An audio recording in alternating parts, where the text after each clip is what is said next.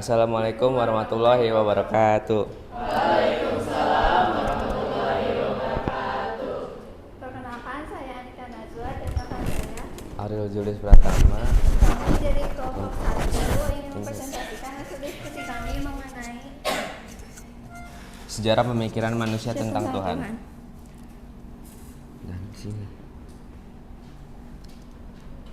Baiklah, langsung saja kita ke pembahasannya yang akan disampaikan oleh Ariel. Sejarah pemikiran manusia tentang Tuhan. Menurut pemikiran Barat, berdasarkan pemikiran Barat, konsep ketuhanan diyakini didasarkan pada pengamatan baik eksternal maupun internal. Penalaran rasional dan pengalaman spiritual. Konsep ini disebut sebagai evolusionisme dalam literatur agama, yang menunjukkan bahwa terdapat bukti adanya proses yang mengarah dari keyakinan yang dianut secara mendalam ke keyakinan yang lebih murni seiring berjalannya waktu.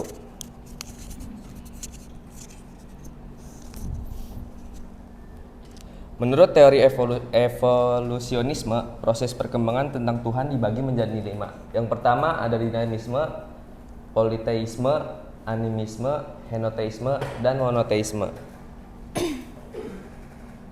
Yang pertama, dinamisme.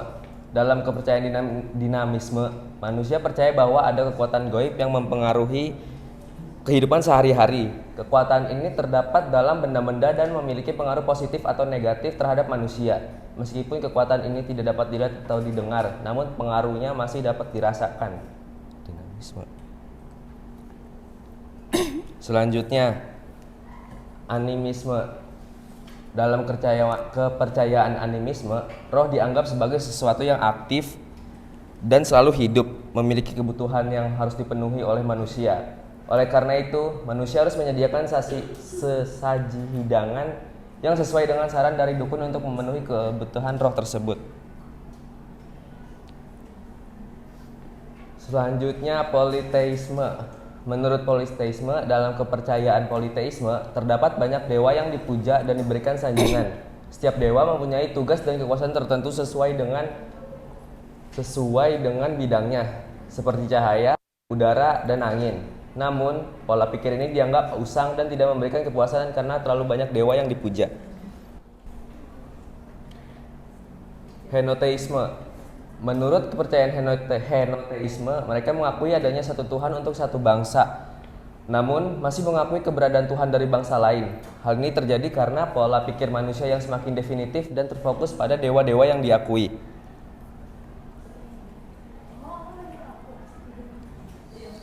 Dan menurut monoteisme yang terakhir, asal-usul kepercayaan rakyat primitif adalah monoteisme. Hal ini menunjukkan bahwa kepercayaan pada satu Tuhan telah ada sejak zaman primitif dan bukan merupakan hasil dari evolusi. Pandangan baru tentang Tuhan tidak muncul secara evolusi, tetapi melalui relevansi atau wahyu. Kepercayaan monoteisme ini berasal dari ajaran wahyu ilahi. Baik, selanjutnya yaitu pemikiran umat Islam. Perpecahan antara paham Jabariyah dan Qadariyah dalam persoalan ketuhanan pernah menyebabkan konflik dan kematian pada masa Khalifah Al-Ma'mun. Perpecahan ini juga berkaitan dengan masalah politik umat Islam setelah wafatnya Rasulullah SAW. Sebagai kepala pemerintahan, Abu Bakar Siddiq secara aklamasi formal diangkat menjadi penerus Rasulullah. Berikutnya digantikan oleh Umar bin Khattab, Utsman, dan Ali. Yang pertama, Mu'tazilah. Mu'tazilah adalah kelompok Islam yang menekankan penggunaan akal dalam memahami ajaran dan keimanan. Mereka menggunakan logika Yunani dan sistem teologi untuk mempertahankan kepercayaan mereka. Meskipun mereka berkontribusi pada kemajuan ilmu pengetahuan Islam, mereka mengalami kemunduran karena kemunduran kelompok ortodoks Islam. Mu'tazilah berasal dari kelompok Qadariyah yang merupakan pecahan dari Khawarij. Qadariyah yang berpendapat bahwa manusia memiliki kebebasan dalam berkehendak serta berbuat. Manusia sendiri yang menghendaki apakah ia kafir atau mukmin. Hal inilah yang menyebabkan manusia harus bertanggung jawab atas perbuatannya. Jabariyah yang merupakan pecahan dari Murji'ah berteori bahwa manusia tidak mempunyai kemerdekaan dalam berkehendak dan berbuat. Semua tingkah laku manusia ditentukan dan dipaksakan oleh Tuhan. Yang terakhir Asy'ariyah dan Maturidiyah. Asy'ariyah dan Maturidiyah yang pendapatnya berada di antara Qadariyah dan Jabariyah. Aliran-aliran tersebut mewarnai perkembangan pemikiran ketuhanan pada kalangan umat Islam. Pada prinsipnya, aliran-aliran tersebut di atas tidak bertentangan dengan ajaran dasar Islam. Sebab itu, umat Islam yang menentukan aliran mana saja pada antara aliran-aliran tadi menjadi paham teologi yang dianutnya, tidak menyebabkan ia keluar dari Islam.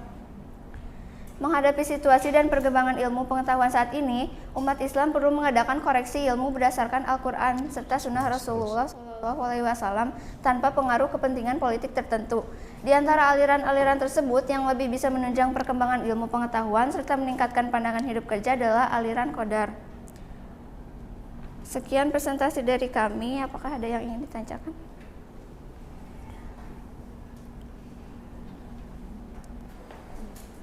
Menurut menurut teori evolusionisme kan itu kan di proses perkembangan tentang Tuhan dibagi menjadi 5. Ada dinamisme, politisme, animisme, henotisme, sama monoteisme. Mau contoh-contohnya dong? Mau tahu contoh-contohnya?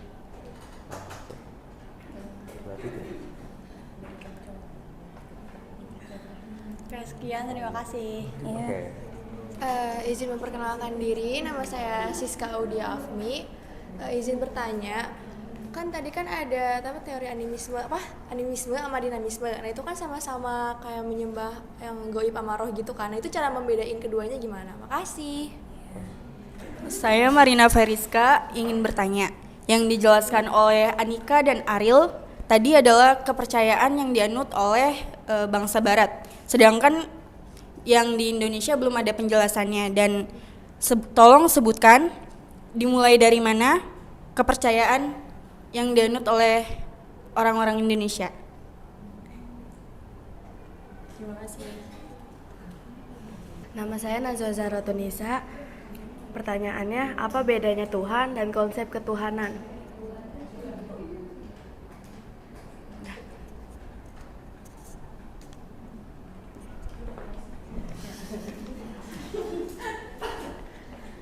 Nama saya Rizamia Mardiva.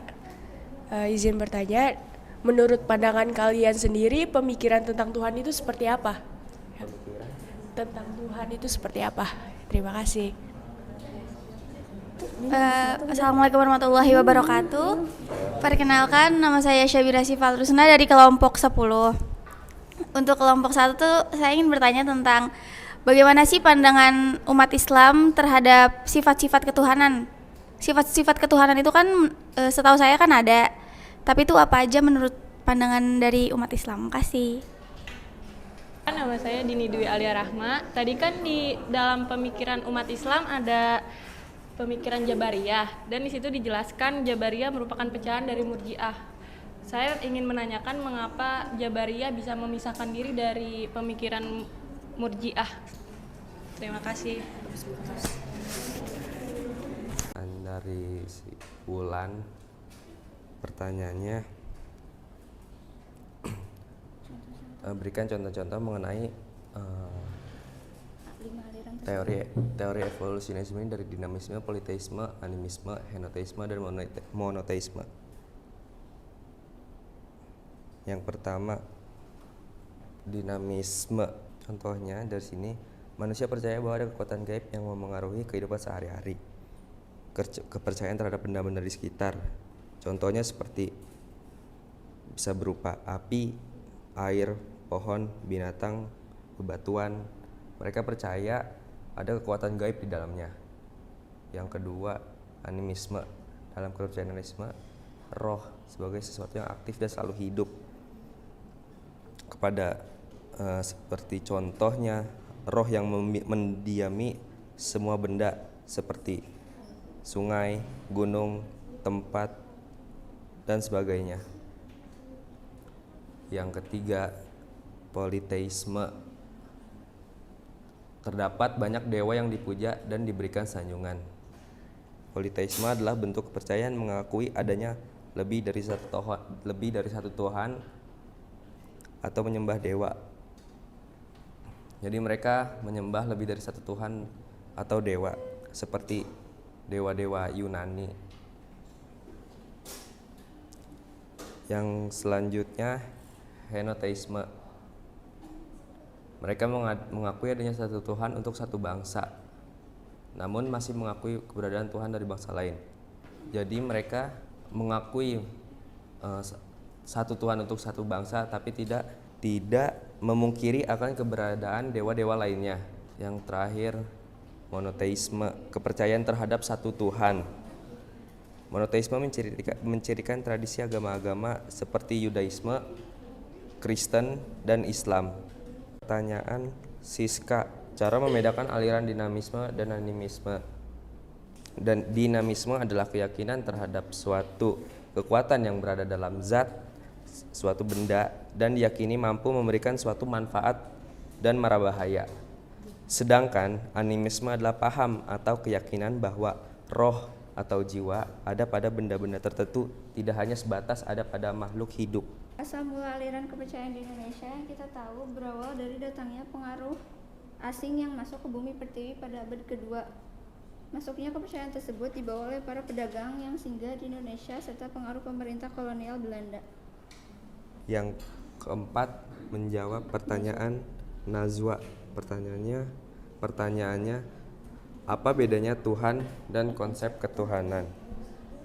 Tuhan adalah zat yang sempurna yang memberi eksistensi pada segala kepada segala sesuatu yang mengatur seluruh alam semesta. Sedangkan ketuhanan adalah segala sesuatu mengenai Tuhan tersebut. Jadi segala sesuatu yang bertentangan tentang Tuhan disebut ketuhanan. Disebut konsep ketuhanan. Yang selanjutnya, bagaimana menurut pandangan kami sendiri pemikiran tentang Tuhan? Pemikiran Tuhan adalah konsep tentang entitas atau kekuatan yang dianggap sebagai pencipta dan pemegang kendali alam semesta. Yang keenam, pertanyaan Bia Syabira. Bagaimana pandangan umat Islam tentang sifat-sifat ketuhanan menurut pandangan Islam? Dalam konsep Islam, ketuhanan disebut dengan menyembah Allah dan meyakini bahwa Allah sebagai Maha Tinggi yang nyata dan esa, pencipta yang Maha Kuat dan Maha Tahu, yang abadi, penentu takdir dan hakim bagi semesta alam. Yang nomor 7 dari Lia, mengapa Jabariyah memisahkan diri dari Murji'ah? Kenapa Jabariyah memisahkan diri dari Murji'ah? Mereka singkatnya, Jabariyah pemikirannya tidak sejalan dengan Murji'ah. Secara ringkasnya, Murji'ah menyatakan takdir dan upaya hanya milik manusia, sedangkan Allah hanya menciptakan dan tidak ada intervensi atau tidak ada ganggu gugat. Jadi menurut Murji'ah, semua yang ada di dunia ini mereka yang ngatur sendiri, sedangkan Allah hanya yang yang ngebuat manusia tanpa mengganggu gugat atau mengintervensi. Sedangkan Jabariyah menyatakan takdir dan upaya hanya milik Allah dan manusia tidak ada upaya sedikit pun karena manusia digerakkan oleh Allah. Sudah semua. Baik, karena sudah terjawab semua pertanyaannya, mungkin itu saja dari kami. Kurang lebihnya mohon maaf. Wabillahi taufiq wal hidayah. Wassalamualaikum warahmatullahi wabarakatuh.